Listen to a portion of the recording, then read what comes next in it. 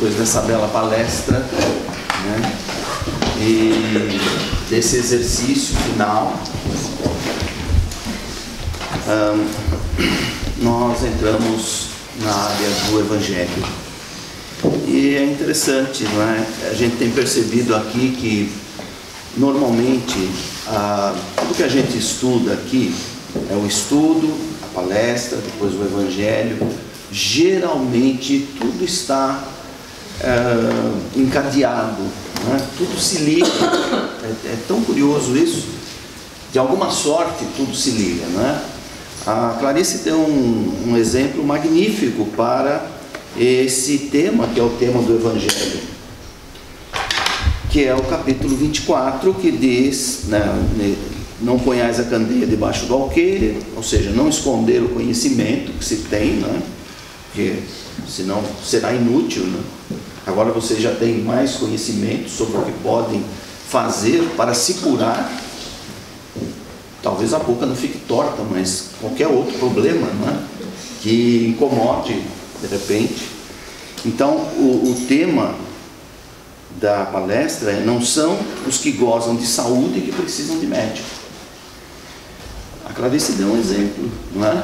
Ela foi médica de si mesma, de um certo modo, não é? Tanto que impressionou o médico quando voltou. Mas como é possível? Então, ela se curou, ela agiu, né, no sentido de reverter aquele processo. Então, Jesus nos deu essa lição. Não são os que gozam de saúde que precisam de médico. Na verdade, não é? Do ponto de vista da nossa evolução, chegará um tempo em que nós, de fato, para todo tipo de problema, nós seremos médicos de nós mesmos. Por enquanto, nós ainda não temos toda essa força, né, eventualmente para os grandes problemas, mas nós já podemos fazer muitas coisas, como ela mesma sugeriu com seus exemplos. No capítulo 6 do Evangelho, há uma mensagem do Espírito de Verdade que diz, e lembrando que o Espírito de Verdade, do ponto de vista da doutrina espírita, e eu digo da doutrina espírita porque a expressão é bíblica, né? Foi um ensinamento de Jesus, que diz que enviaria o Consolador, o Espírito da Verdade, que viria trazer ensinamentos que ele não pôde passar, né? A mensagem é do Espírito da Verdade, mas nós sabemos no meio espírita que o Espírito da Verdade é Jesus. E quando nós vemos essas mensagens, né, do capítulo 6, uma delas onde ele diz, né, venho como outrora entre as ovelhas desgarradas de Israel. Quem que veio para as ovelhas desgarradas de Israel se não fosse Jesus? No entanto, a mensagem está assinada pelo Espírito da Verdade. E nessa outra, ele diz, eu sou, no item 7 do capítulo 6, eu sou o grande médico das almas e venho vos trazer aquilo que pode vos curar. O que é que Jesus trouxe para nos curar? O que é que ele trouxe? Conhecimentos. Não falávamos aqui anteriormente, e a Clarice reforçou isso, a necessidade, né, do estudo, do autoconhecimento, para sabermos que nós temos sim essa capacidade. Se quisermos, se tivermos vontade, né, se não nos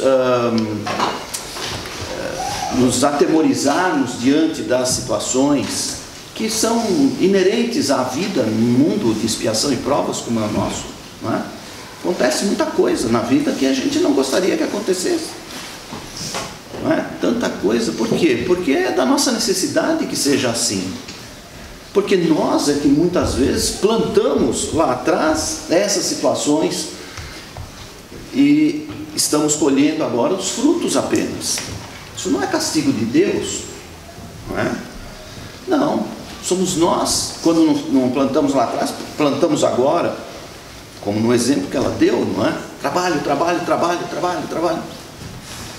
Para quê? Onde é que nós queremos chegar? Foi isso que Jesus ensinou como médico das almas? Não. Conhecereis a verdade e ela vos libertará. Qual é a verdade? É que eu preciso do conhecimento ou dos valores espirituais e não do valor material. Pois se Deus atende as aves do céu, os lírios do campo, não é? Que não tem a mesma capacidade nossa de produzir riqueza, digamos assim, não é? De ganhar o dinheiro através do trabalho e tudo mais, Deus atende a todos nós, se atende a esses seres ainda inconscientes de si mesmos, atende a todos nós, não é? Então o que ele veio fazer foi isso, foi falar para os que precisam de médico na terra. Quem é que precisa de médico na terra? Todos nós precisamos, mas é do médico da alma. Muitas vezes, quando a gente recorre por qualquer coisa, tem gente que por qualquer coisinha já recorre, vai lá no GP, né? E isso e aquilo, passa um remédio. Às vezes você vai tomar aquele remédio vai fazer mais mal do que bem. Quantas vezes não há erro em diagnósticos, né? Quantos erros médicos não levam criaturas à morte? E muitas vezes a pessoa foi fazer uma coisa que não precisava, como por exemplo as cirurgias estéticas. Muita gente não teve o corpo deformado ou não encontrou a morte numa mesa de cirurgia e não tinha que ter feito aquilo, só para atender a vaidade, não é? Muitas vezes. Então nós é que criamos as situações. Nada é castigo de Deus. Deus não castiga. Jesus veio mostrar que Deus é amor, que o Deus que o Cristo nos apresentou não é o Deus de Moisés, um Deus duro, vingativo, punitivo. Não, este Deus é amor, é justiça, é misericórdia, né? E tem misericórdia conosco quando nós acordamos também para a nossa realidade e começamos a ver o que nós estamos fazendo de forma incorreta e nos dispomos a mudar o nosso pensamento, mudar a nossa mentalidade, mudar o nosso comportamento. Então, Jesus veio falar para a humanidade em geral, que é a humanidade que ele dirige. Ele é o governador planetário. Aliás, dito isso, na Revista Espírita, numa mensagem, veja que interessante, numa mensagem do espírito Hahnemann, o criador da homeopatia. Foi Hahnemann quem disse com todas as letras, ele é o governador planetário.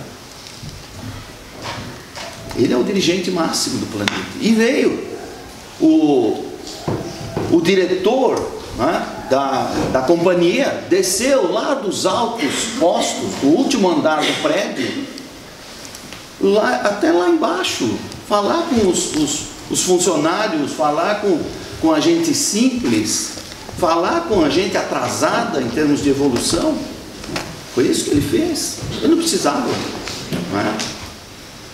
Ele, desde todos os tempos, tem mensageiros, tem enviado criaturas, espíritos elevados também, espíritos superiores. Nenhum como ele, evidentemente, como a questão 625 do Livro dos Espíritos nos mostra, não é?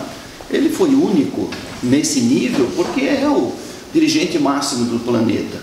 Ele não precisava convidar, digamos, o dirigente máximo de Júpiter para vir aqui, que também existe, não é? Cada mundo tem o seu diretor, o seu comandante, o seu mestre, digamos assim. Todos os mundos o têm. Mas ele é o governador do planeta, né? De modo que ele estava, de uma certa forma, preocupado conosco. Antes já tinha mandado espíritos de grande elevação na China, na Índia, na Grécia, em Roma, na Pérsia, enfim, povos no Egito, aqueles povos que foram marcantes na antiguidade. Já tinham vindo, vieram trazer a mensagem do amor. Mas como nós não pegamos, não caiu a ficha, aí ele veio em pessoa, ele veio por ele mesmo. Aí falar diretamente de amor. De fato, amar a Deus é o que nos cabe acima de tudo. Se nós estamos aqui, se nós existimos, se nós somos capazes de falar e falar dele, o único ser na criação, na natureza, que fala de Deus, somos nós. Porque nós é que falamos, nós é que temos um corpo apropriado para falar e pensar de uma forma mais elaborada, e podermos falar de Deus. E depois, amar o próximo. Porque o próximo é um irmão nosso, foi criado como nós, com o mesmo projeto de vida, o mesmo projeto evolutivo. Todos, questão 116 do Livro dos Espíritos, todos um dia chegarão à perfeição, por mais que nós não acreditemos, não é? Infelizes daqueles que não acreditam, que acham que a vida é uma só, e que você está aqui, se você fez por merecer alguma coisa a mais, não é? Existe uma passagem numa epístola de Paulo que diz assim: comamos e bebamos porque amanhã morreremos. Não, morrer, vamos morrer mesmo, não é? Mas temos que entender essa mensagem, não é? Então não é que vamos morrer, primeiro que o espírito não morre, segundo que nós, claro, devemos nos manter, não é? Pela lei da conservação, nós temos responsabilidades com o nosso próprio corpo, e a responsabilidade com o corpo significa usar a nossa energia da forma adequada, na medida certa para cada situação. E quantas vezes nós não nos excedemos? E esse excesso causa o quê? Um consumo exagerado de energia e, no final das contas, uma abreviação da vida, não é? Quantos espíritos não têm vindo?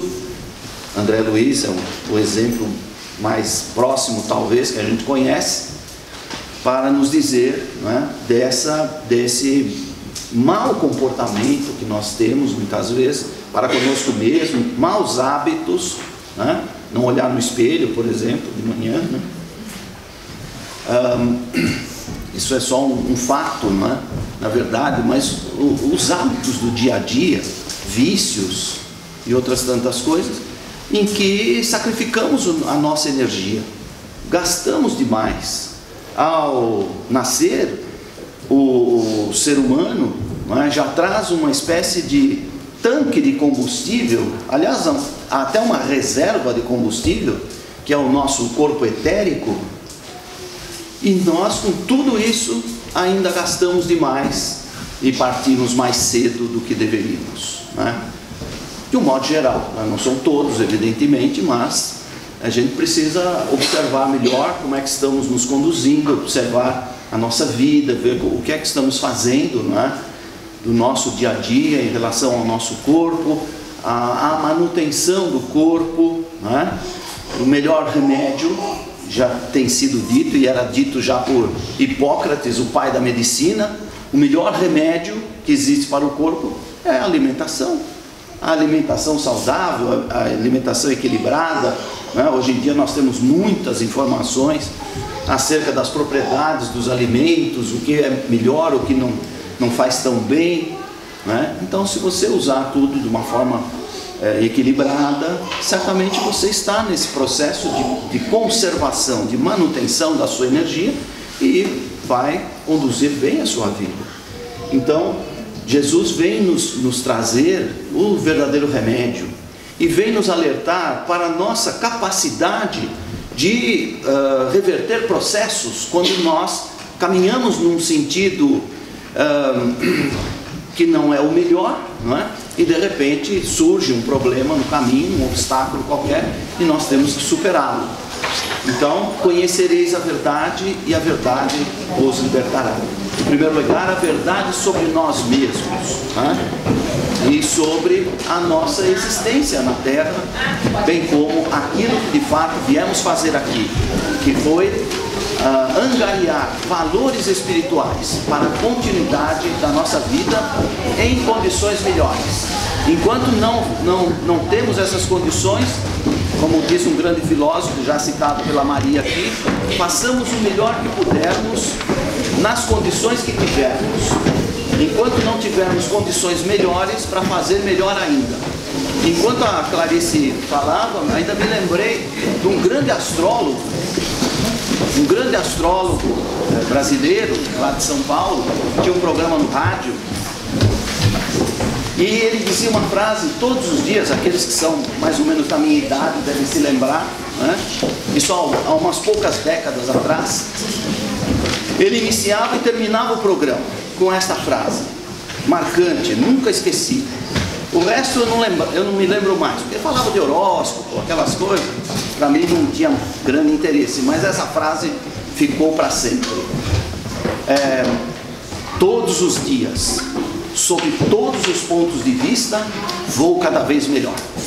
Muita paz a todos.